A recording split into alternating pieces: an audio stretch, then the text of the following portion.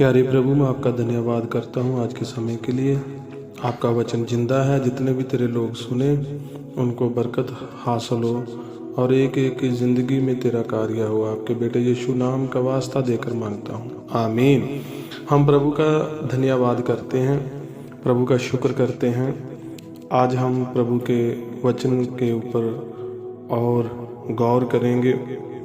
वो है जब हम संत मत्ती की अंजील को जब हम पढ़ते हैं तो उसका 5वां अध्याय उसके 13 आयत में लिखा है कि तुम पृथ्वी के नमक हो।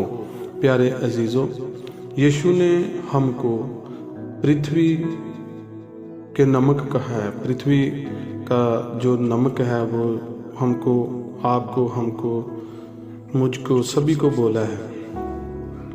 इसलिए हमको एक एक को नमक के जैसा बनना है और ये प्रभु की इच्छा है, ये प्रभु जी हमसे चाहते हैं। आज हम नमक है जो उसके कुछ गुण है, उसके कुछ कर्म हैं और उन पर हम थोड़े वक्त के लिए विचार करेंगे। पहला है अलगाव का जीवन। अलगाव का जीवन। समुद्र में कुछ पानी को लेकर अलग किया जाता है, फिर उसका नमक बन जाता है। और याद रखना कि समुद्र है जो पाप से भरा, जैसे ये संसार है, इस संसार में से प्रभु हमको अलग करता है अपने कार्य के लिए। और जय संसार एक पाप का सागर है। जो लोग इसमें से अलग हो जाते हैं वह नमक बन जाते हैं। चेले अपना सब कुछ छोड़कर प्रभु यीशु मसीह के साथ पहाड़ पर गए। क्यों गए? वो इसलिए गए कि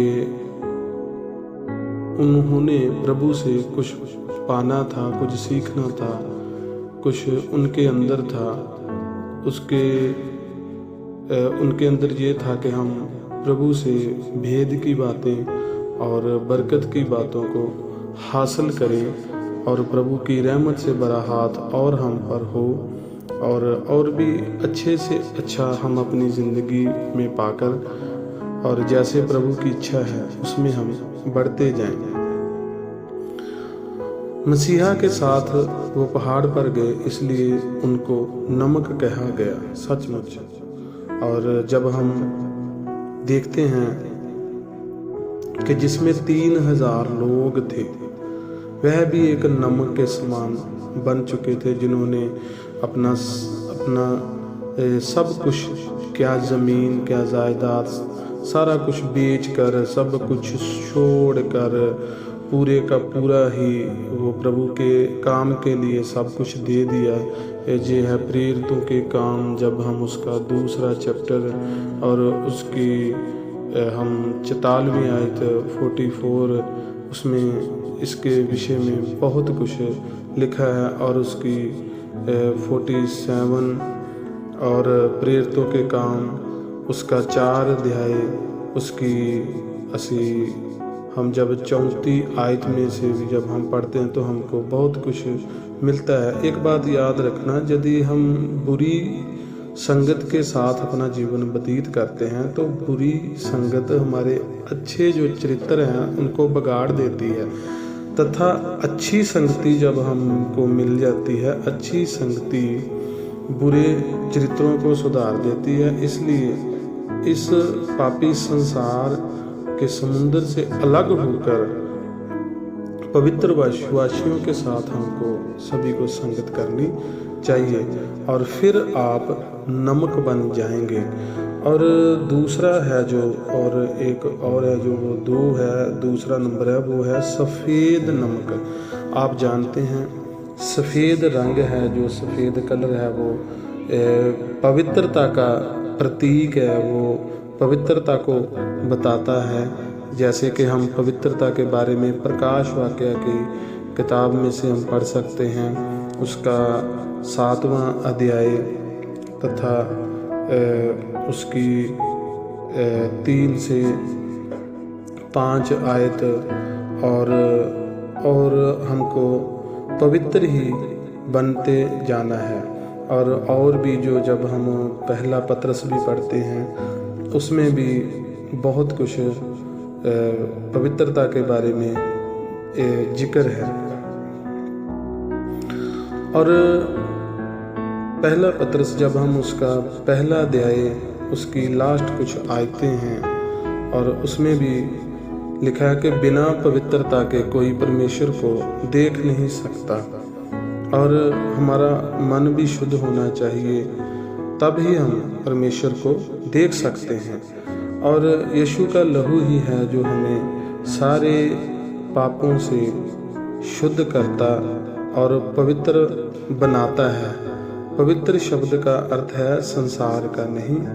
उसने हमको पवित्र बनाने के लिए संसार में से चुन लिया है। यूहन्ना की अंजील को जब हम पढ़ते हैं उसका 14वां अध्याय जब हम पढ़ते हैं 1-4 चैप्टर उसका जब हम वर्ज पढ़ते हैं तो वो है 1-6 यानी 16 आयत। इसलिए यीशु के लहू के द्वारा सारे पापों से हम छुटकारा पाकर पवित्र आत्मा के पवित्रता में रहकर हम सफ़ेद वस्त्र पहन ले। और जब हम एक विचार और करते हैं तो वो है अति आवश्यक यानी बहुत ज़्यादा ज़रूरत। नमक के बगैर आप ये जानना बड़ा ज़रूरी है आपके और मेरे लिए कि नमक के बगैर खाना जो है वो बेस्वाद है। आप महंगी से महंगी उसमें बहुत सी वस्तुओं को डाल दें और देसी घी डाल दें, कीमती पदार्थ डाल दें, कोई मैरिज हो तो उसमें बहुत अच्छे पकवान बनने लग जाएं। यदि नमक नहीं है ना तो कुछ भी टेस्ट है जो वो नहीं है। अगर उसमें नमक नहीं है तो वो खाना जो है वो बेकार है। इसी तरह हम इस संसार में बहुत ज़रूरी हैं। हम बीमारों के लिए प्रार्थना करते हैं, लोगों को उद्धार का मार्ग बताते हैं, आत्माओं के लिए आंसू बहाते हैं। यदि हम यह काम नहीं करेंगे तो कौन करेगा? नमक की तरह हम इस संसार के लिए बहुत ज़रूरी है। और फिर हम एक बात और देखेंगे कि ये बहुत सस्ता है। नमक बहुत जरूरी होने पर बहुत सस्ता भी होता है। यदि हमारे घर में कोई और चीज़ ख़त्म हो जाए जैसे गेहूं का आटा, शक्कर, तो ये ध्यान दीजिए कि हम दूसरे दिन, तीसरे दिन, चौथे दिन हम उनको जो गेहूं का आटा या शक्कर कोई और वस्तु जब ली होती है तो हम उनको वापस कर देते हैं। पर एक बात याद रखना, कभी नमक लिया हुआ ज़्यादा बार आप सोचना कि हम वापस नहीं करते। नमक की कीमत कुछ भी नहीं है। जो हर एक गरीब के घर में भी है और अमीरों के घर में भी है। और क्योंकि ये बहुत सस्ता है, नमक अमीर गरीब दोनों के घर में आपको मिलेगा। इसी प्रकार मसीही लोग ऐसे होने चाहिए। हमको हर गांव, हर शहर में प्रभु का प्रचार, प्रभु की सेवा करनी चाहिए, उसमें जाना चाहिए। और क्योंकि सबको हमारी ज़रूरत है, आवश्यकता है। और हम और देखेंगे कि नमक है जो वो घुलनशील होता है। नमक का यह गुण है कि वह अपनी हस्ती को मिटा देता है। नमक खाने का स्वाद पैदा करता है, लेकिन उसको ढूंढोगे तो मिलेगा नहीं। स्वाद पैदा करता है, पर जब उसको आप सब्जी में ढूंढोगे ना तो आपको नहीं मिलेगा। हमको भी अपने आपको मिटा देना चाहिए। सारी महिमा प्रभु यीशु को मिलनी चाहिए। हम कुछ भी नहीं हैं। अनदेखे यीशु का स्वाद हमारे जीवनों में प्रकट होना चाहिए। मैं जिंदा नहीं, मसीही मुझ में जिंदा है। जब हम गलातियाँ 2 की 20 आयत पढ़ते हैं तो वहाँ पर हमको बहुत कुछ मिलेगा। हम कुछ नहीं हैं, यीशु ही हमारे अंदर सब कुछ है। जहर नमक के कुछ गुण हैं और ये गुण हैं जो हम एक एक के अंदर होने चाहिए, क्योंकि हम पृथ्वी के नमक हैं। प्रभु आपको बरकत दे, आपको आशीष दे।